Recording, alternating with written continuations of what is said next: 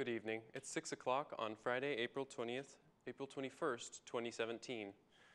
Welcome and thank you for joining us for today's top stories translated to English every weeknight. The U.S. State Department has urged Albanian political parties to participate in the June 18th parliamentary elections. Ambassador Thomas A. Shannon, Undersecretary for Political Affairs, held a meeting with Albanian Foreign Minister Ditmir Bushati to address common interests in Albania's bilateral relationship in the region. The Undersecretary reaffirmed the close partnership between the United States and Albania, the strong support for Albania's judicial reform efforts, and the shared commitment to democratic values, including the law and the respect for human rights. Ambassador Shannon emphasized the importance of all political parties in Albania participating in the upcoming parliamentary elections. Having reconfirmed the close partnership between the two countries, Undersecretary Shannon pointed out the powerful support of the U.S. for implementation of justice reform, as well as joint commitment to safeguarding the values of democracy, the law, and human rights. Minister Bushati thanked Undersecretary Shannon for the constant support of the U.S. towards Albania and the region in the strengthening of peace, democratic stability, and state-building reforms. They also discussed the latest developments in the region, Albania's constructive role in strengthening the regional cooperation, as well as the contribution to improving the environment of security in southeastern Europe.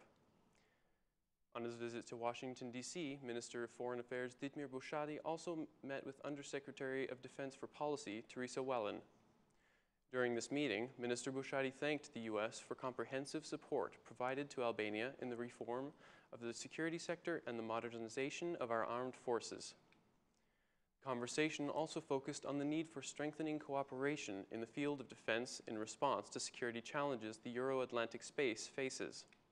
Minister Bushati briefed Mrs. Wellen on the added role of Albania in missions and NATO operations, as well as its contribution to fight against terrorism and violent extremism.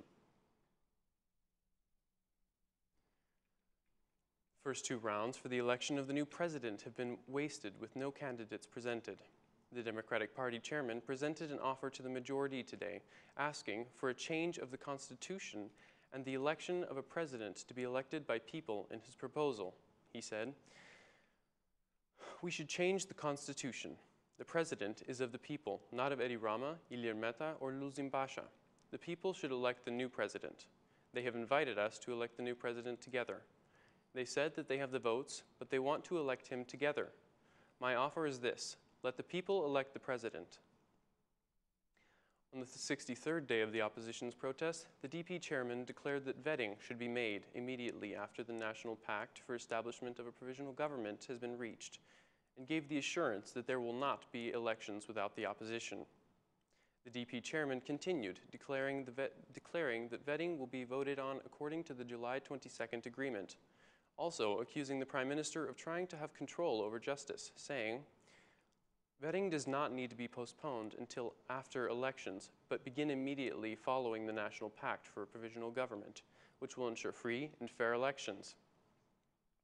Democratic Party and opposition parties are willing to pave the way to vetting process, implementation of judicial reforms in order to start fight against crime, criminals, and corruption in high-ranking positions.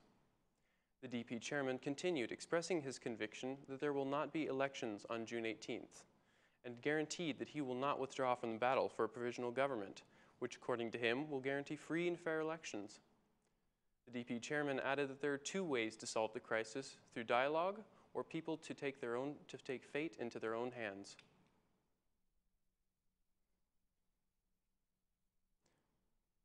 Vice Prime Minister Niko Peleshi declared today that the majority does not want to hold elections without the opposition, but according to him, this is in the opposition's hands alone, saying, "We should accept that an electoral process without the opposition does not honor us or our society. We would not like to have elections without the opposition parties, but it is not up to us. Participating in elections is not the party's rights, but an obligation to our people. We have registered for the June 18th elections, we have started preparations for the elections, and we will participate in the elections. The Socialist Movement for Integration and other parties have also registered. The conditions for the electoral process have been created.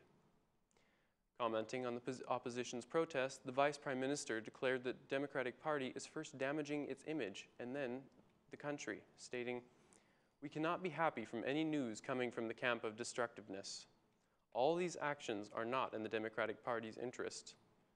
They are damaging their image."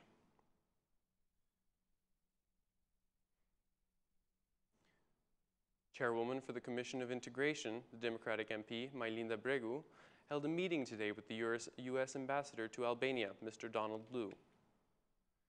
In a media statement, MP Bregu declared that it was a work meeting and the delicate political situation was on focus, stating, "This is not a normal situation, and the international partners, US and EU, are concerned. As you know, the chairman for foreign issues in European Parliament will visit Tirana next week with goodwill to help the parties find compromise for the political situation, respecting the requests of each party. I cannot tell you what will happen, but as any other Albanian, I want this situation to end." The meeting of the chairwoman of the Integration Commission with the U.S. ambassador was held before the visit of the vice president of the European Popular Parties, David McAllister. He will be the negotiator between the parties for the political crisis. A few days ago, the U.S. ambassador held a meeting with the former Assembly Speaker and Democrat MP, Josefina Topali.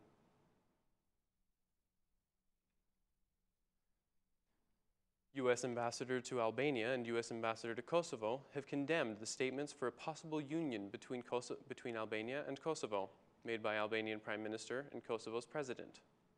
Ambassadors Donald Lu and Deloui declared that the leaders were careless and that such calls undermine the stability of the Western Balkans.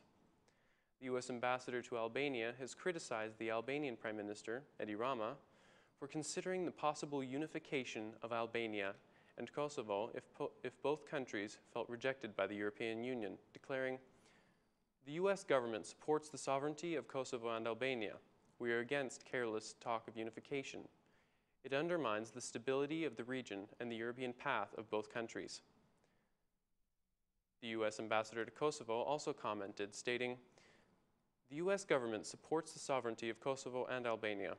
We are against careless talks of unification and excessive reactions to such statements that undermine the stability in the region."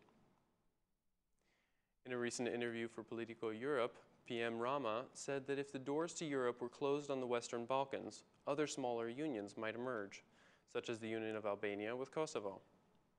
Shortly after the Albanian Prime Minister's statement, Kosovo's president spoke of an absence of the EU vision for the region and declared that if the EU closes its doors, all Albanians will live in a single space. Minister of Justice Petrit Vasili went to the Attorney General today to submit the recommendations of the Albanian government for criminal policies. The minister prioritized the cooperation between the Ministry of Justice and the Attorney General, which was the main request for the Attorney General, who accused the state police of violating the law by not informing the prosecution about the way the police manage and destroy seized narcotics. The Attorney General raised his concern on cannabis cultivation in the country and its low discovery rate. Mr. Llalla also stated that the state police break the law by destroying the narcotics without the presence of prosecutors, declaring, "They publicize data for the seizure of considerable amounts of narcotics on a daily basis. Narcotics are destroyed, but prosecutors are not included in the process of how it is managed, seized, and destroyed."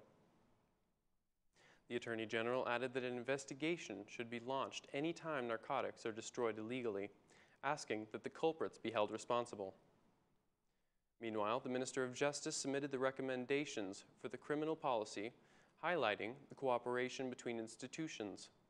The minister said that personal problems should not affect work, and if they do, the prosecutors would be better to resign. Minister Vasili cited the importance of guaranteeing the independence of the prosecution office and all prosecutors fight against organized crime, narcotics trafficking, and corruption. The minister added that it is necessary to introduce specialized methods of investigation to harden the fight against organized crime. That's all for our English edition this evening. Please join us again Monday through Saturday at 6 p.m. for your local news in English. My name is Cosmo, and on behalf of Ora News, thank you and good night.